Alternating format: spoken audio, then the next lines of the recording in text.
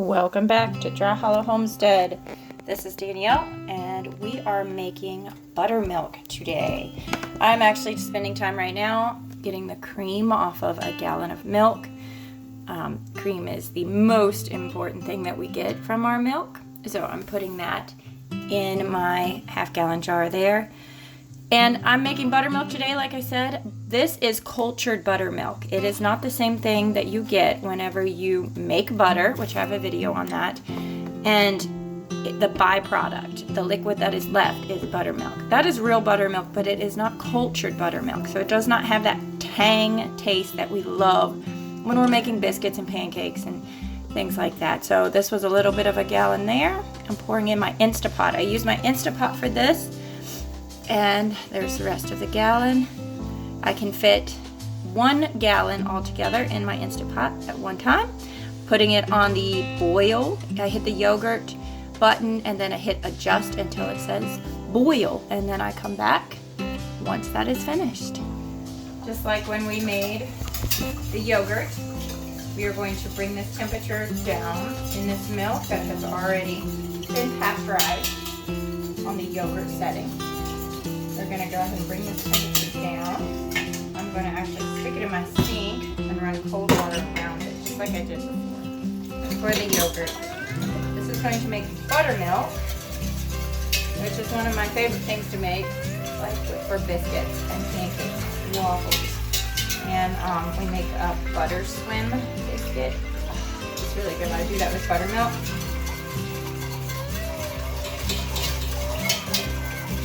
So I'm bringing this temperature down to about 100, and then I poured.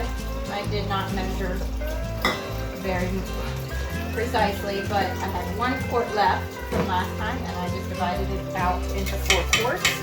And that should, once this gets down to the temperature that I need it to be at, around 100, I will fill these up with this pasteurized milk. I will put lids on it, and this will set overnight.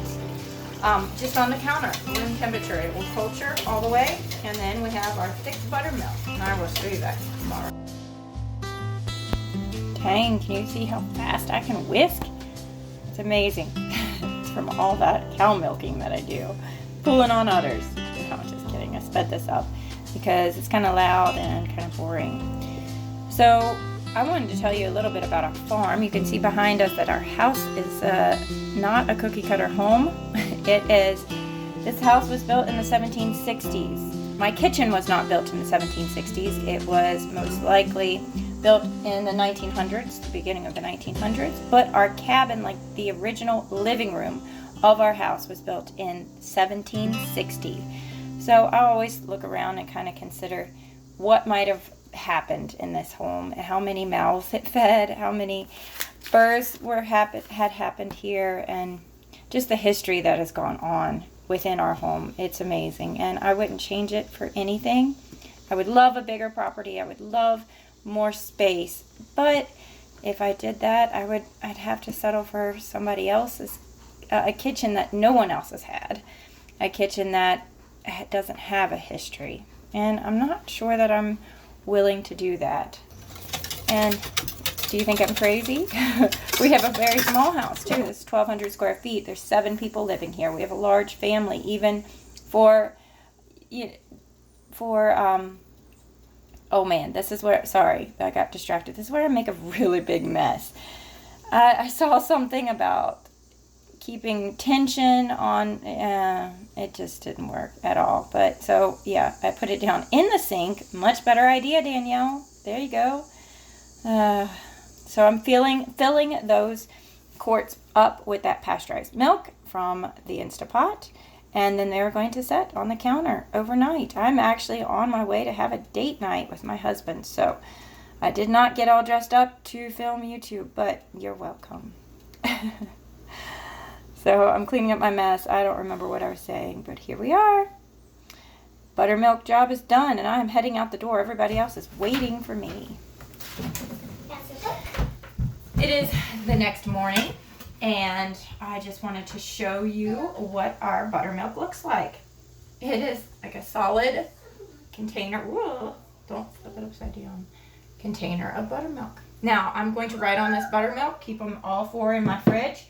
When I get down to 1, I will use that one to divide into 4 other quarts and do the same process over. You can also do that if you buy cultured buttermilk from the store.